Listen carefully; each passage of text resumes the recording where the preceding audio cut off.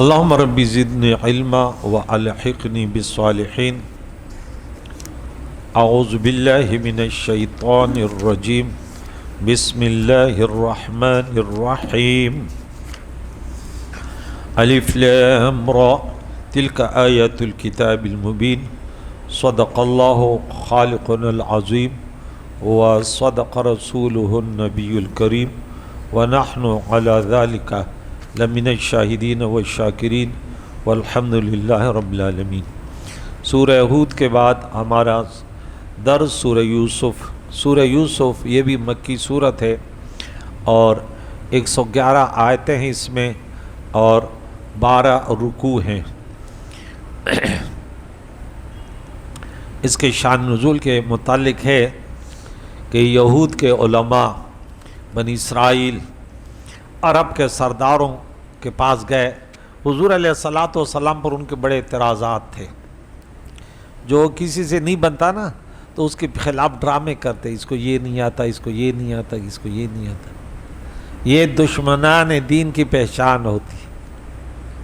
آپ کوئی اپنے محلے کے استاد سے محبت کرے، وہ لگے یار ہماری بہت خدمت کرتا ہے، بچوں کو پڑھاتا ہے، بچوں کو پڑھاتا ہے، ماشاءاللہ درس دیتا ہے، یہ محبت کا پہچان ہے.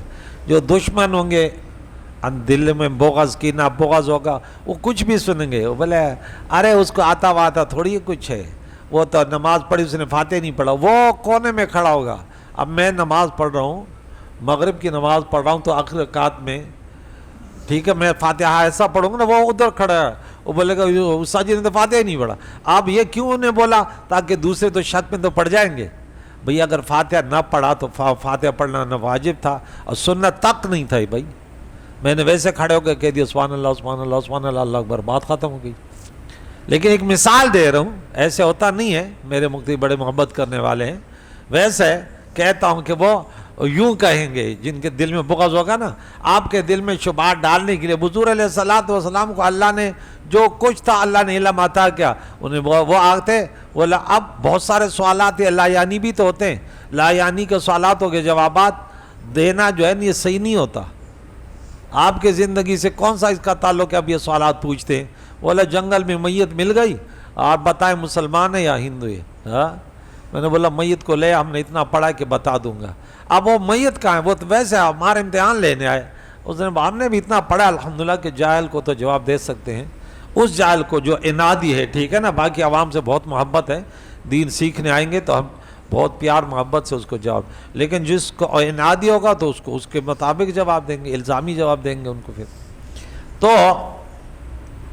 کہ حضور علیہ الصلاۃ والسلام سے تم یہ پوچھو کہ اولاد یعقوب علیہ السلام ملک شام سے مصر میں کیسے پہنچے اور ان کے مصر میں آباد ہونے کا کیا سبب ہوا اور حضرت یوسف علیہ السلام کا کیا واقعہ ہے. اس پر سورہ یوسف اتری. یہ صورت مکی ہے، ٹھیک ہے. تو یہ پوری صورت یکجا یہ نازل کی گئی ہے. یہاں سے شروع کیا، الف لام را، یہ حروف مقطعات ہیں. تلک آیات الکتاب المبین. اب ترجمے میں ہم کہتے ہیں، تمام مفسرین کہتے ہیں یہ، حالانکہ تلک کے معنی تلک تانے کا اولائے کا یا ذالک تلک تانے کا ذالک زانے کا تلک تانے کا اولائے کا. آپ جانتے ہیں گرامر.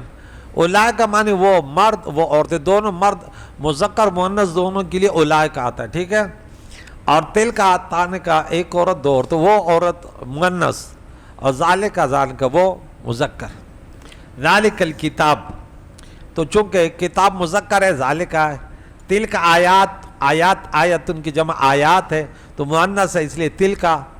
تو یہ مفسرین نے پھر لکھا کہ اس میں اشارہ بعید کا کیوں ہے؟ اس کی شان کے طرف، وہ بلند رتبہ کتاب، وہ ذی شان کتاب، وہ کتاب جو اللہ تعالیٰ نے وعدہ کیا تھا کہ میں بھیجوں گا.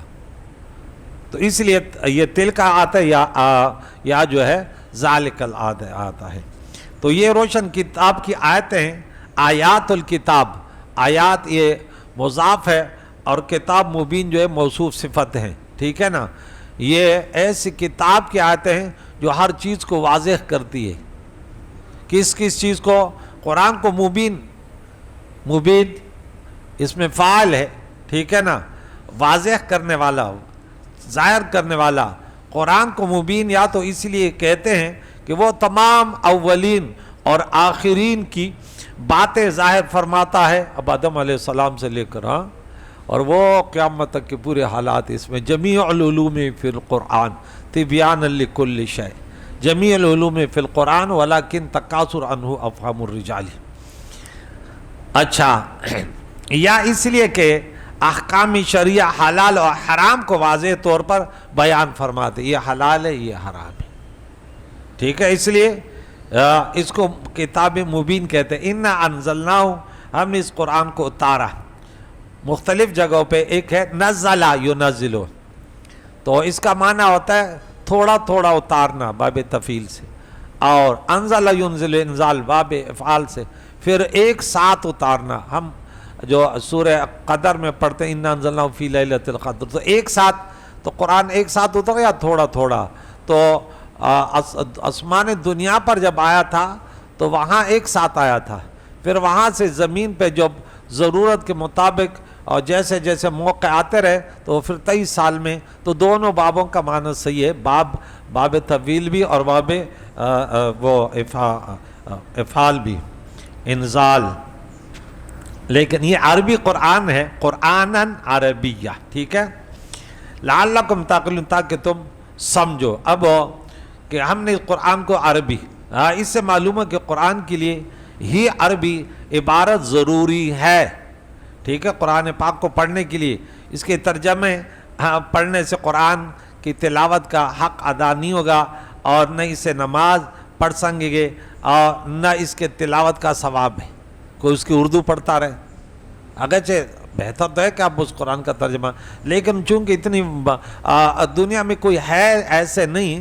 کہ اس کے مفہوم کو ان الفاظوں میں کنورٹ کر دے، یہ تو انسان اپنی سوچ کے مطابق کنورٹ کرتا ہے، ورنہ اگر یہ ترجمہ یہ ہوتا تو بس ایک کرتا جان چھوٹ جاتی، ہر ایک الگ الگ، اس کے لیے قرآن پاک کے ترجمے کے لیے احادیثوں کو وہ دیکھنا ہے، پھر تمام، کیونکہ ایک لفظ کا ایک جگہ ایک معنی ہے، دوسری جگہ دوسرے معنی ہے، والمحصنات ہم نے پڑھا نا، تو ایک جگہ شادی شدہ عورت، دوسری جگہ ہے پاک دامن عورت، اور بہت سارے ہدن کے ہدایت، جیسے ہدن ہے انکا تہدی، تو ہدایت دیتا ہے، پھر وہاں سورہ قصص میں بڑا انکا لا تہدی، تو بھئی یہ کیا ہے؟ تو ہدایت کے بھی الگ الگ ارات و طریقے سال تو مطلوب ہے، تو موقع محل کے ساتھ، جیسے حضور علیہ السلام نے 1400 سال مجتہدین کرام نے جو ترجمے کیے، اسی کو پھر دیکھنا پڑے گا تاکہ تم سمجھو، تو اے عرب والو، اور تمہارے ذریعے دوسرے لوگ سمجھیں، گویا حضور کا عرب میں اور قرآن کا عرب میں آنا تم لوگوں پر رب کا بڑا احسان ہے، اے سرزمین عرب کے رہنے والے عربیوں، کتنا بڑا شرف ہے، تو اس سے تمام دنیا تمہاری حاجت مند ہو گئی۔ یا مطلب یہ ہے کہ قرآن کا عربی زبان میں آنا تم لوگوں کو سمجھانے کے لیے ہے، نہ کہ حضور کو سمجھانے کے لیے، وہ تو ہر زبان سمجھتے ہیں، حضور تو وہ شان والے ہیں، ہر زبان سمجھتے ہیں، قرآن عربی میں تھا نا، لیکن صحابہ قرآن کی آیت پوچھتے تھے یا رسول اللہ، اس کا معنی کیا ہے؟ عربی تو وہ بھی تھے، پڑھے لکھے بھی تھے، حضور علیہ السلام نے کسی یونیورسٹی سے نہیں پڑھا، اور حضور اس کو ہر لفظ کا معنی بتاتے ہیں، اس کا معنی یہ ہے، یہ ہے، الرحمن علم القرآن وعلمک ما لم تکن تعلم، حضور علیہ السلام کی شان۔ تو جب بھی کس طرح کلمات ہوں تو بے پڑھے، حضور شان ہے بے پڑھے، ہمارے نبی ان پڑھ تھے، تو یہ معاشرے میں اب کیا لوگوں کو کیا دعوت دیتے ہیں؟ آپ کے پاس کیا اتنا شعور نہیں ہے؟ ان پڑھ کیا پڑھائے گا؟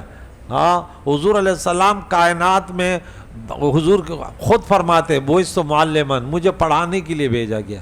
ابراہیم خلیل اللہ نے 4000 سال پہلے دعا کی، ربنا وابعث فیہم رسولا یتلو علیہم آیاتک ویعلمہم الکتاب والحکمہ، میرے اولاد میں ایسے نبی کو معبود کر کہ تلاوت بھی سکھائے اور قرآن بھی سکھائے۔ قرآن سکھانا کوئی آسان کام ہے؟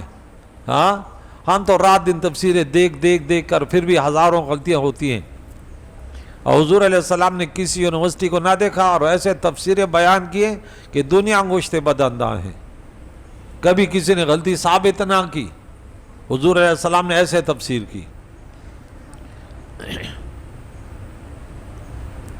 تو حضور علیہ السلام تو جانوروں پتھروں کی بولیاں ہاں بھی جانتے ہیں، ہاں جانور بھی آ کے فریاد کرتے ہیں اللہ کیوں، اور کیوں نہ جانے کہ تمام دنیا کے نبی ہیں اور نبی اپنی قوم کی زبانیں جانتا ہے۔ آج اللہ تعالیٰ قرآن میں کیا فرماتا ہے نا، ہم اس قوم کے زبان پر اس نبی کو بھیجے، تو حضور پوری دنیا کے لیے نبی ہے، ٹھیک ہے۔ آج حضور کے آستانے پر 1000 زبانوں میں عرض و معروض کی جاتی ہے، حضور علیہ السلام سب کی سمجھتے ہیں، کوئی فرشتہ ترجمے کے بتانے پر مقرر نہیں ہوا، ہاں پٹھان پشتو میں، اردو والے اردو میں اپنے عرض و معروض کرتے رہتے ہیں، یا رسول اللہ انظر حالنا۔ تو انشاءاللہ کل پھر نحن نقص علیک احسن القصص، آج ہمارا ٹائم 10 بجے تک ہمیں ملا تھا، اللہ تعالی ہم سب کو عمل کرنے کی توفیق عطا فرمائے۔ کل اس سے پھر جو ہے نا احسن القصص سب سے اچھا واقعہ اس کو کہا گیا، تو اس کے کیا وجوہات ہے، کیوں کہا گیا، اس پر 6-7 نکات پھر آپ کو بتاؤں گا، ٹھیک ہے، کہ اس میں یہ نکات ہے، یہ نکات ہے۔ یوسف علیہ السلام کا واقعہ انسانی اتنا درس ہے، اس میں انسان کی کامیابی کے اتنے راز ہیں، دنیا و آخرت کے کامیابی کے وہ گر بتائے گئے کہ جو اس کو پڑھ کر ہاں وہ کبھی اگر سمجھا اور پھر عمل کیا تو وہ کبھی ناکام نہیں ہوگا۔ اللہ تعالیٰ قرآن پاک کو سمجھنے، اس پر عمل کر کے دوسروں کو پہنچانے کی توفیق عطا فرمائے۔ وصلی اللہ تعالی محمد و صحبہ اجمعین برحمتہ۔